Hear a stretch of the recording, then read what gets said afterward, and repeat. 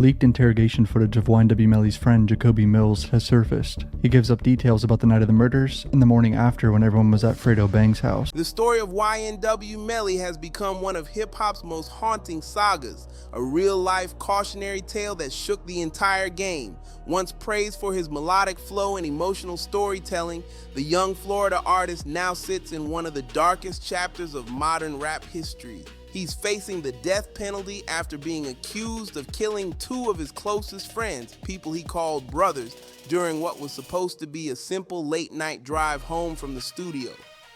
His first trial ended in chaos, a hung jury, forcing the system to hit reset with a full retrial. From day one, prosecutors have wrestled with a single burning question. Why?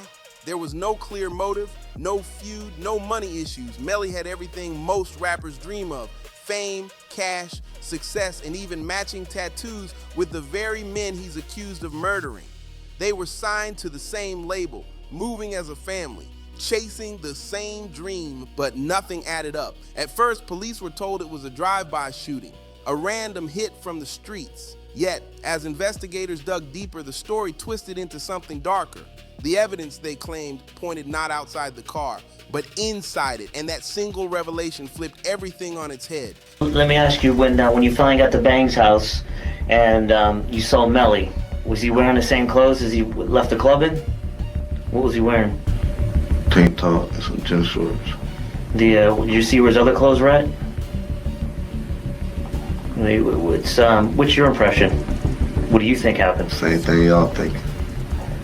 I would, man. I ain't no snitch, dog. You feel me? No, I'm not. I'll turn these cameras off. I'll tell y'all boys, but hell, nah. Among the crew that left the studio that night was a man named Jacoby, a name that's now burned into internet history for one reason: his wild interrogation tape. The footage opens with him repeating one bold line over and over: "I ain't no snitch." That single sentence has echoed across every platform, every comment section, every meme. But the real twist hits just moments later. Within minutes, the same man who swore to keep quiet started laying out the whole story like he was narrating a movie scene. The shift was unreal. One second he's calm and cocky, and the next he's spilling every detail like the weight of the room got too heavy. It felt less like an interrogation and more like a movie script. Dramatic pauses, hand gestures, and raw emotion pouring out under those bright lights. That clip has since gone viral, used everywhere as the ultimate example of how street codes crumble when real pressure kicks in. The tough talk fades, the energy switches, and all that bravado melts away as soon as that red recording light starts blinking. Sat low-key deserved what he got because he was 27, you know, with a little girl. Yeah, I know. And he was out here, feel me, doing shit at the same time. So like your karma caught up to you, but at the same time, Juvie ain't deserve to die. You feel me? Juvie just died the wrong place at the wrong Everyone time. says that about Juvie. Said he was a decent kid, Man, Juvie was, Juvie was one of the most kind-hearted you would ever meet. Juvie is the hood light.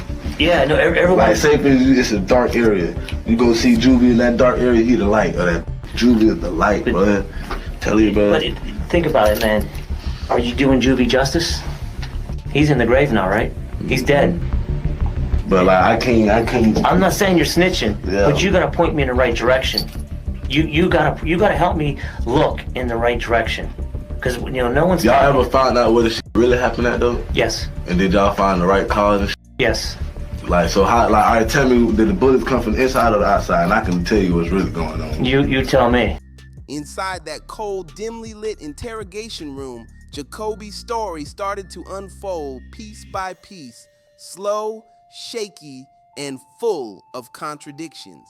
At first, he played tough, denying everything, calling the cops liars and swearing their reports were fake. He tried to flip the script, but the detectives didn't bite. Instead of threats, they hit him with emotion. "Help us get justice for your homie."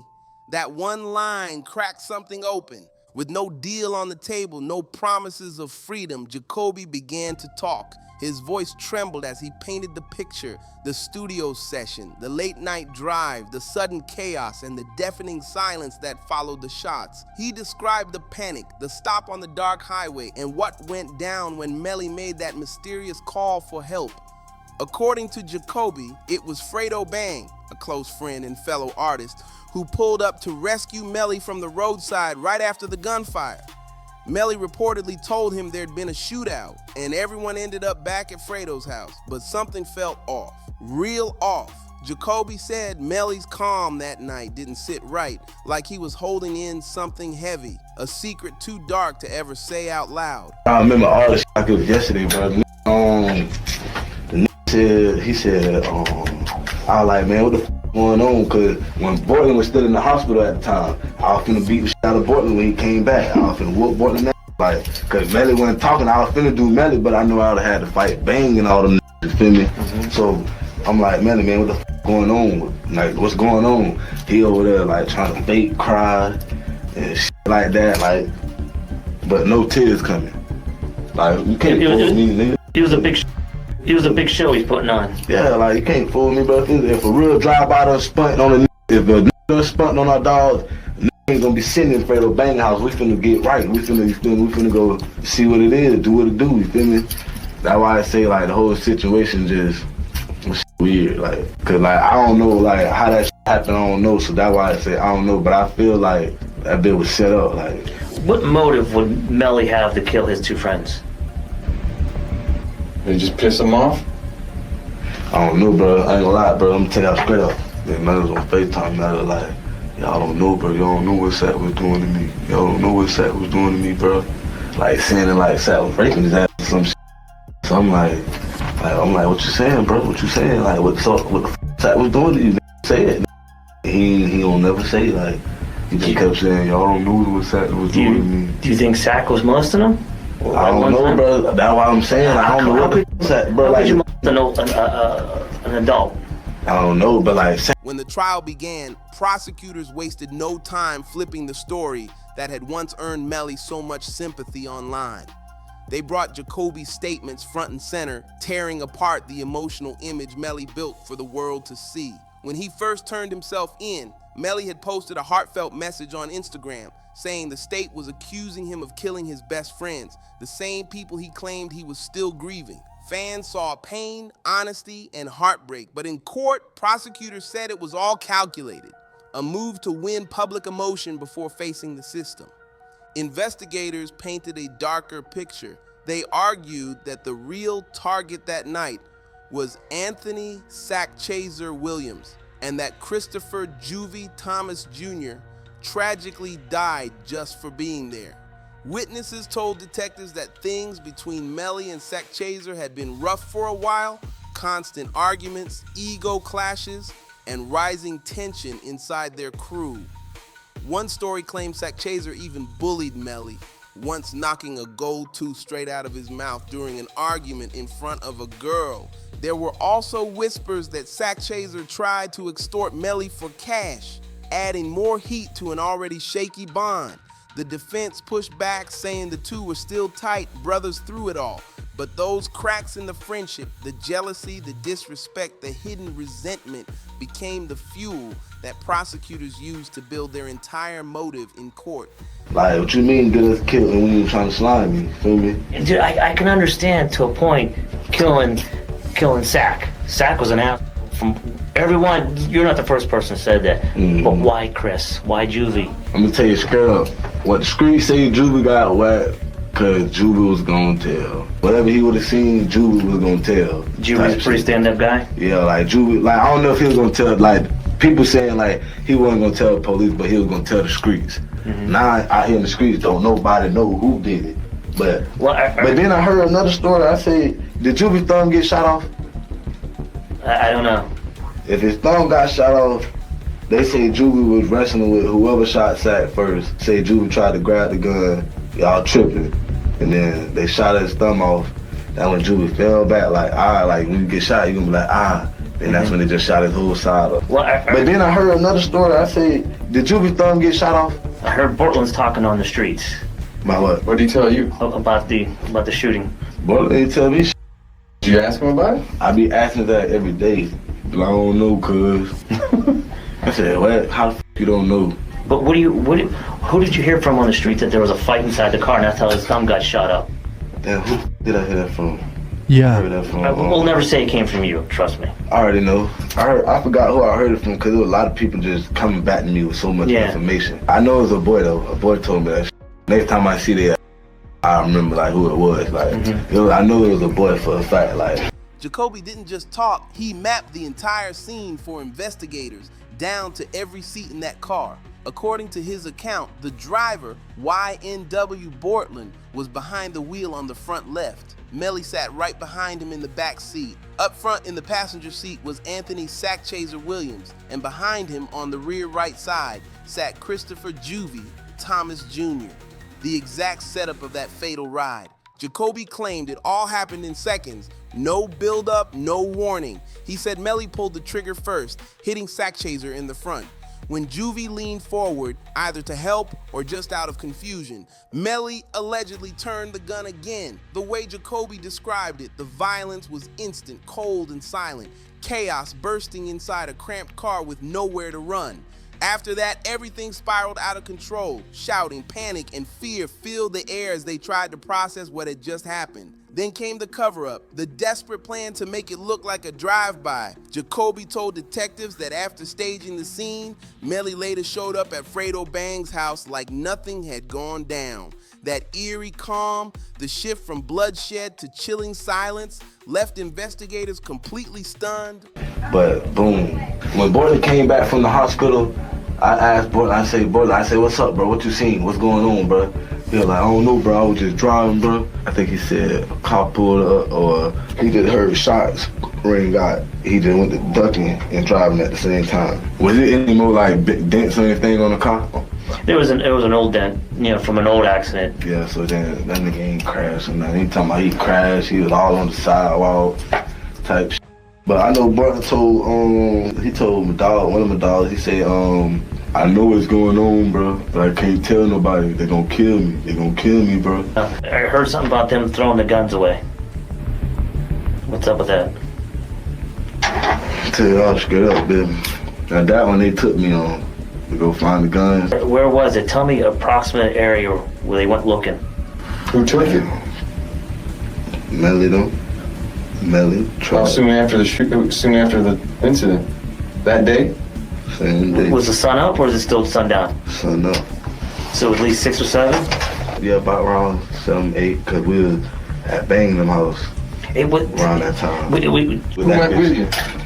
I told you, Bort, Trap, and Melly, and it was me. Bort was with you? Where did they toss it? Where did they think they tossed him? I don't know. I don't know. I mean, Was it wooded area? Like you said, a dumpster? It was wooded. It was wooded area. I'm gonna tell you straight out, like, I found the 40. That had blood all over it. It had a cover wrapped around it with blood all over it. Where were they found? In the woods. But I'm gonna tell you something though. We couldn't find that tech though. And the tech's a 40, right? And what's the tech? Nah, Nine? It ain't. Okay. Unless you can get 2 different colors. I don't really know guns like that, you feel me? I just know 9mm, 40, this and that, all guns look the same type of shit. So I don't really know them shit like that. I just know the black shit that I went to grab with the shit on it. It was a 40, a HD. You grabbed it first? Yeah, I seen it. I just seen a blue thing with blood on it. So I'm like, I tried to keep the 40, to bring that bitch down this way. I tried to keep that bitch, but who took it? They manager. I don't know the nigga like that though. Yeah. But the manager like, nah, I'm gonna keep it. I'm gonna get it right. I'm like, there ain't nothing wrong with it. Bitch. Clean the blood off. Feel me? Keep it like a regular pistol. They're like, nah, I'm gonna get rid of it. So I'm like, all right, whatever, bro. And then can't find that tech though. Quit leave that tech though. We wasn't gonna leave till we found that 40, but we'll quit leave that tech though. How I said when people were telling. Watching that interrogation footage today still sends chills down your spine. The way Jacoby speaks, calm, casual, almost like he's chatting with friends, makes it easy to forget he's describing a murder scene in full detail. At one point, he even tells the officers that he plans to go back out and talk to more people to help them out, completely unaware that he's walking himself straight into deeper trouble. What started as him just trying to help quickly turned into something way darker, self-incrimination in real time. The turning point came fast. As soon as Jacoby admitted that he'd helped locate weapons after the shooting, the detectives didn't have to say much more. He had already sealed his own role in the story. That one statement shifted him from being a helpful witness to being an accessory after the fact. You can literally see it on camera. The tone in his voice changes. The room feels heavier, and that quiet realization hits him. Trying to clear his conscience might have just trapped him instead. Then out of nowhere, Jacoby tried to shift the spotlight and dropped a bombshell name, NBA YoungBoy. The room froze. Investigators were stunned. And when that clip hit the internet, fans lost their minds. But here's the thing, there was never any real evidence connecting YoungBoy to that night. No confirmed link between him and the YNW crew at all. Still, once the name got out, blogs exploded, headlines twisted the story, and the rumor mill went wild. Analysts later called the whole thing what it was, reckless talk from a man desperate to redirect attention. But it proved one thing crystal clear. In this digital age, one careless name drop can flip a narrative and stain a reputation forever. Time that they died, I'm talking about the time, like, the time y'all figure out they died, like, for the time that shit was, motherfuckers was posting crazy shit around that time. Who was? Every YoungBoy. Yeah, YoungBoy. All them niggas. Yeah, they were trying to take claim to it. The Dub Street Blood family was trying to take claim. Some idiot from Fort Pierce was trying to take claim to it. Yeah, all them niggas. But you may never know them niggas might be dead ass serious, for real, like.